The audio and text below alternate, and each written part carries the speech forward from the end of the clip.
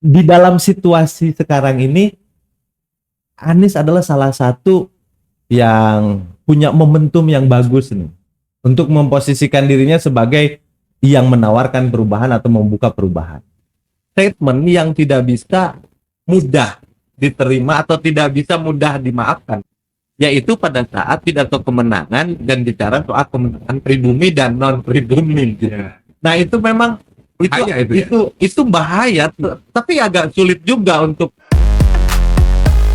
Salam hangat rahayu bagja waluya laju mulus tinekanan pamaksa. Dan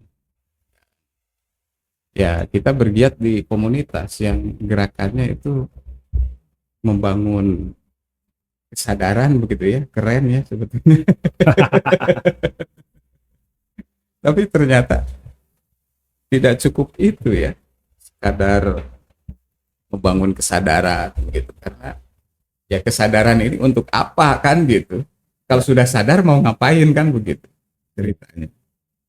Ya kan, banyak hal yang harus kita sikapi, kita cermati, termasuk ya perkembangan terkini kan, politik gitu. Ini menukik langsung ke sana gitu. Bener nggak sih? Ya, Kayak ya, gitu. ya. Ya kan tujuan manusia hidup itu untuk mencapai kesadaran yang optimal gitu.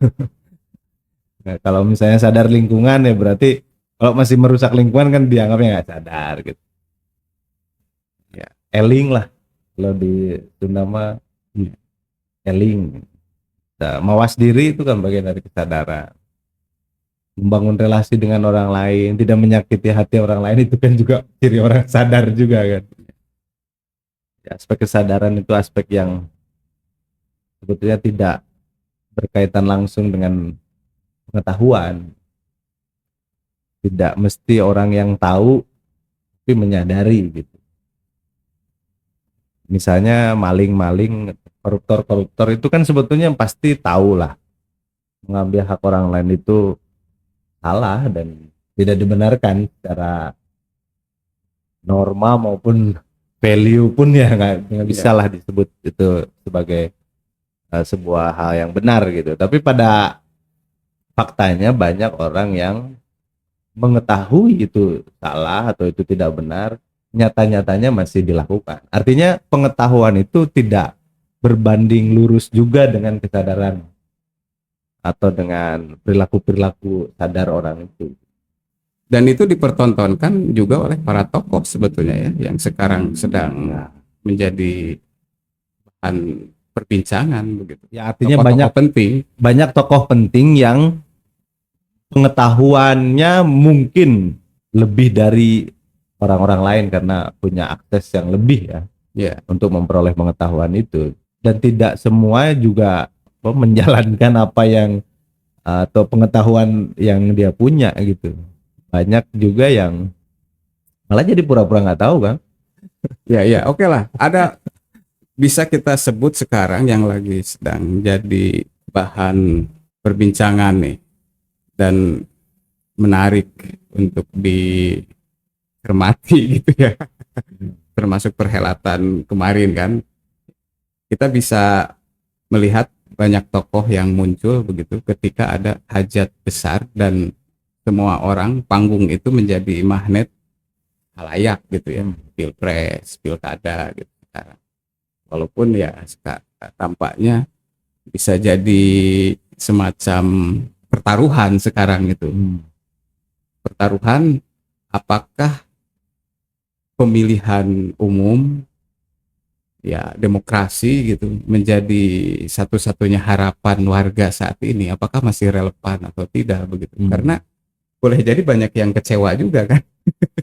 Kalau ruang kebijakan diarahkan kepada warga, sementara warganya belum sadar ya sama aja sebetulnya nggak jadi apa-apa. Itu akan jadi ya mungkin bisa jadi buang-buang energi gitu ya. Misalnya ada satu produk kebijakan politik, tetapi semangat penyadaran di lingkungan elit maupun di lingkungan grassroots ini atau di warga ini masih tertutup kesadarannya atau masih belum sadar gitu. Ya ujung-ujungnya produk politik sekalipun atau kebijakan yang dihasilkan oleh politik sekalipun ya akan jadi percuma kan.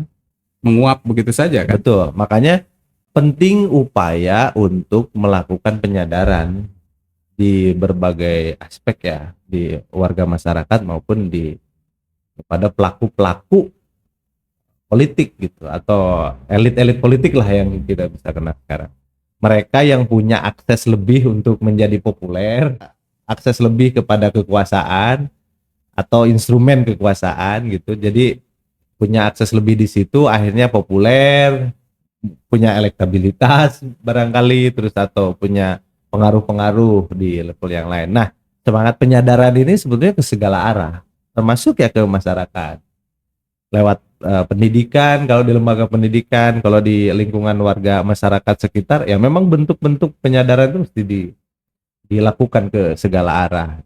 Supaya apapun yang diproduksi dalam peristiwa yang sekarang kita hadapi ini, peristiwa politik itu tidak menjadi barang yang percuma. Ya, artinya apakah komunitas yang bergelut dengan gerakan penyadaran ini butuh sosok tertentukah gitu? Nah, kalau urusan sosok tertentu, tentu saja iya. Di beberapa momentum bahkan kita berharap ada tokoh yang kuat gitu. Jadi selain ada kekuatan partisipasi dari seluruh pihak gitu, ada legitimasi kan di situ, ada kekuatan sistem yang dibangun, artinya celah-celah untuk orang melakukan tindakan-tindakan yang abusive atau tindakan-tindakan yang mencederai kesepakatan gitu, itu bisa dikurangi. Berarti kan sistemnya kuat gitu, dan kepemimpinan yang kuat. Artinya kan kalau kita membutuhkan kepemimpinan yang kuat, partisipasi yang kuat, sistem yang kuat gitu, pada akhirnya kita akan bicara juga, kita butuh tokoh atau figur yang cukup kuat juga dalam menyuarakan atau dalam upaya-upaya penyadaran. Jadi upaya penyadaran itu akan lebih impactful, lebih dampaknya lebih besar kepada orang yang lebih banyak lagi bila mana kesadaran itu dimulai dari sosok atau dari figur. Nah, fenomena itu sekarang sudah mulai mengerucut ke secara historis. Kalau di Indonesia kayaknya kita sudah memiliki bahasa yang bagus untuk menggambarkan itu. Kan kalau misalnya kita kenal pahlawan nih Kang, pahlawan itu orang yang dianggap berjasa kan untuk bangsa ini atau untuk negara ini gitu. Nah, kategorinya itu kan biasanya ada, kita sebut patriot. Patriot itu orang, prajurit atau siapapun lah yang melakukan aksi-aksi heroik atau atraksi-atraksi yang kira-kira dia bisa diakui, walaupun mungkin bukan siapa-siapa gitu. rakyat jelata ya. Rakyat jelata sekalipun melakukan aksi-aksi itu, ya itu disebutnya patriotik gitu.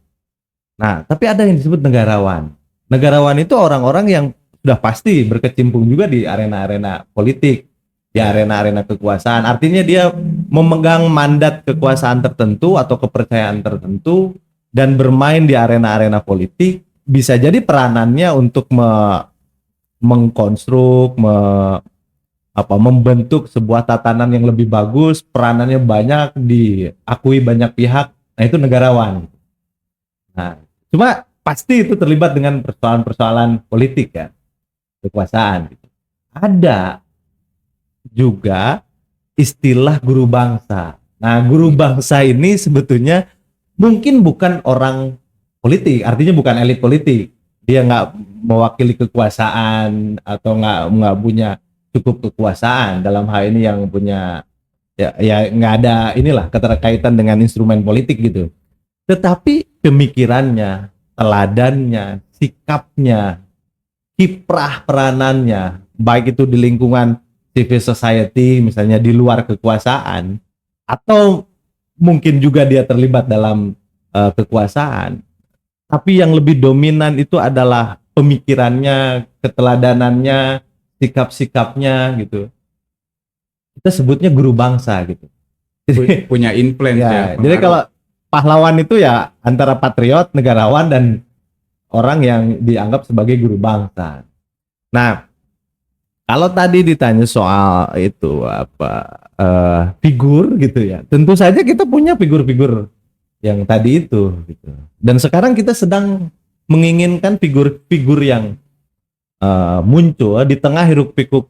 Oke lah, kemarin pasca pilpres, terus sekarang menghadapi pilkada, dan di tengah-tengah ini kan ada peristiwa yang orang-orang tuh, sebagian masyarakat Indonesia tuh merasa negara ini sedang tidak baik-baik saja, sampai ada yang bilang ini darurat segala macam. Akhirnya kita merindukan sosok atau figur yang melakukan tindakan-tindakannya dan pas disebut sebagai guru bangsa. Yaitu ya melakukan penyadaran-penyadaran, baik itu ke lingkungan grassroots gitu ataupun penyadaran ke elit-elit politik gitu.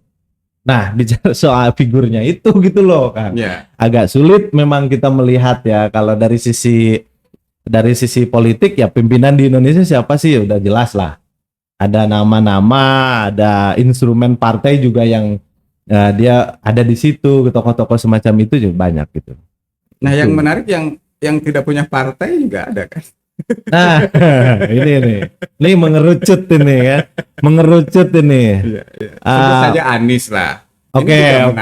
Ini menarik karena ya fenomena Anies itu kan menggelinding terus nih. Ya. Saya tidak mengomentari urusan bagaimana dia perolehan tiket dan lain-lain ya soal itu. Itu justru yang punya keleluasaan untuk bicara soal itu ya dia sendiri gitu kan, soal itu, dan mungkin udah menyampaikan juga di beberapa platform media atau di arena-arena publik yang lain. Tapi kalau saya melihat Anies, apakah dia adalah seorang figur? Yes, dia figur. Apakah dia membawa sebuah ide, membawa sebuah gagasan perubahan? Ya, tentu saja gitu. Apakah dia sudah membuka atau memberikan harapan terutama bagi kaum-kaum muda, kaum-kaum intelektual di dalam situasi sekarang ini? Anies adalah salah satu yang punya momentum yang bagus nih untuk memposisikan dirinya sebagai yang menawarkan perubahan atau membuka perubahan. Di sisi itu, bukti konkretnya dukungan untuk Anies dalam percaturan Pilpres kemarin itu sudah menunjukkan berapa besar pengaruh Anies dalam upaya untuk melakukan atau menawarkan gagasan-gagasan perubahan ini.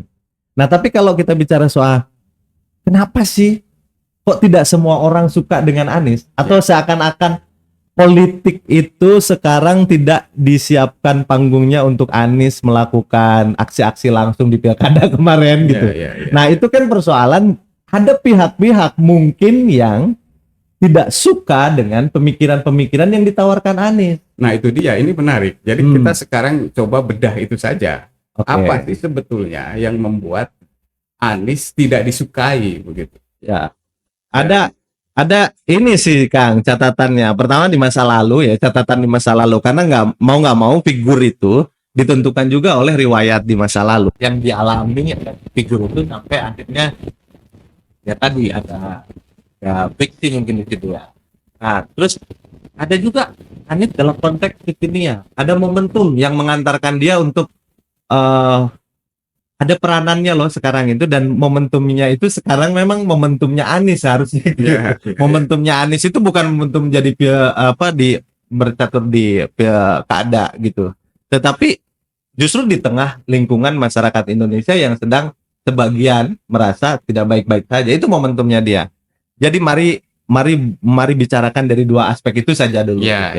Dari aspek yang pertama, Anies itu dianggap bagi sebagian orang atau ada orang yang merasa tidak suka dengan Anies karena yaitu tentu saja, walaupun sebelum itu adalah persoalan dia di reshuffle menteri dan lain sebagainya. Oke, saya tidak membawa itu dulu, tapi pada saat pilkada ada peristiwa berantai menjelang hari pemilihan, dan ini berkaitan dengan isu SARA.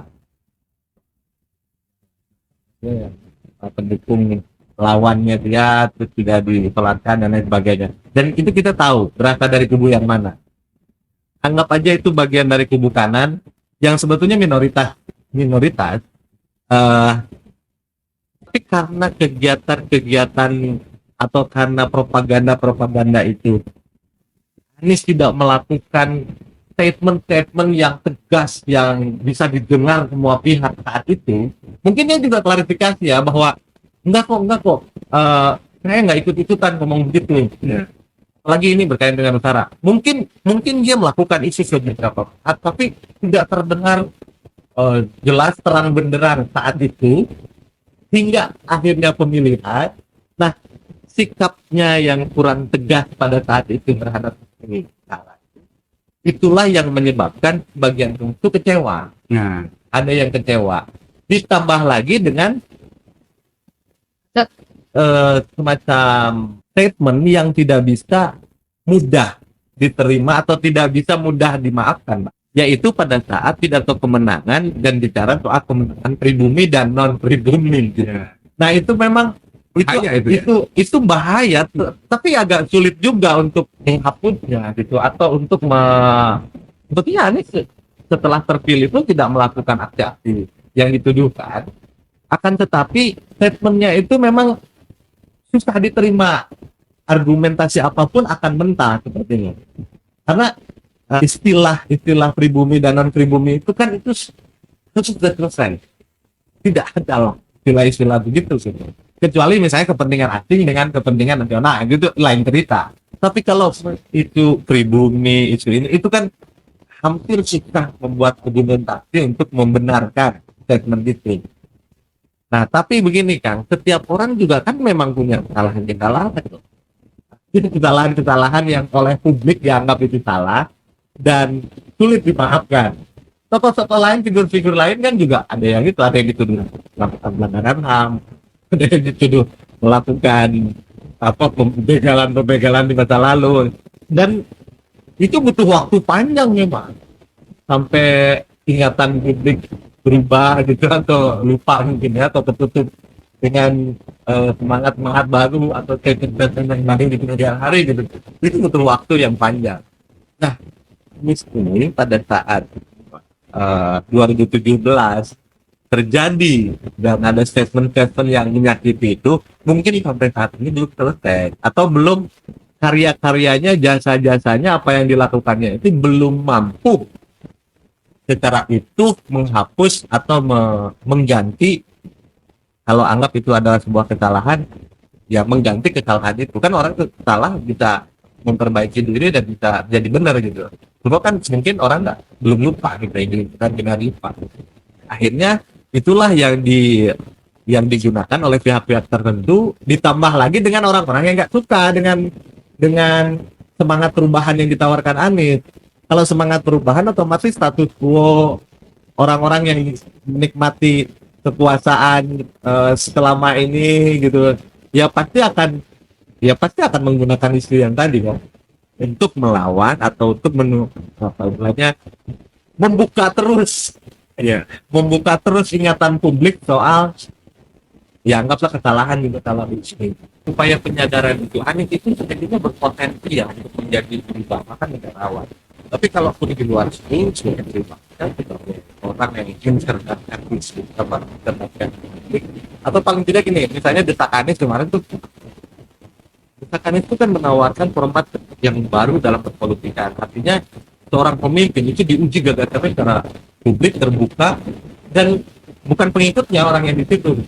Ya, ini arena publik terbuka. Nah, itu adalah sebetulnya gerakan-gerakan kultural. Ya. Nah, di gerakan kultural ini ada sesuatu misalnya tentang public policy atau tentang apapun lah yang terkait dengan kebijakan nantinya. Nah, ini kan dibicarakan secara kultural sebagai bagian dari upaya penyegaran. Dan semua pemimpin bisa melakukan itu. Bahkan kalaupun ada statement misalnya, mungkin nggak sih Anies bikin ormas atau terus kemudian bikin partai politik misalnya. Ya, mungkin saja. Dan kalaupun partai politik yang terbentuk, bisa nggak partai politik mengakomodir tradisi berpikir terbuka kayak tadi. Misalnya untuk menentukan DPW misalnya di partainya, seorang calon ketua DPW itu harus diuji publik seperti kegiatan desak Anies itu kan. Yeah. Nah, itu kan bisa menarik, bisa menawarkan alternatif partai yang baru, bukan hanya mengusung ide spirit kebaruan, tapi mempraktikkan kebaruan-kebaruannya dalam membuat instrumen yang memang ya kita kan harus konstitusional. Partai politik adalah jalan untuk memperoleh kekuasaan secara konstitusional kan gitu. Ya, dan gerakan komunitas penyadaran ini ya menyediakan ruang untuk mereka. Menyediakan ruang bukan hanya untuk ini, tapi juga untuk tokoh-tokoh lain, tokoh-tokoh politik lain, baik yang sekarang sedang bertempur di pilkada atau di tingkat, kalau di tingkat nasional saya pikir sudah beres ya secara kandidasinya kan sudah beres, terpilihnya sudah beres, penetapannya sudah tinggal pelantik ya. Tapi di elit-elit nasional saya pikir ini juga bisa dilakukan, membuat forum-forum penyadaran untuk mencerdaskan masyarakat. Boleh setuju dengan figur-figur tertentu yang ingin dia jadi gabung, boleh juga sudon gitu, mungkin sekarang baik nanti tidak baik, kalau udah dapat kekuasaan bisa jadi berubah dan lain-lain, serba mungkin. Tapi pilihannya adalah minimal upaya sadarnya bagi subjek, bagi masyarakat.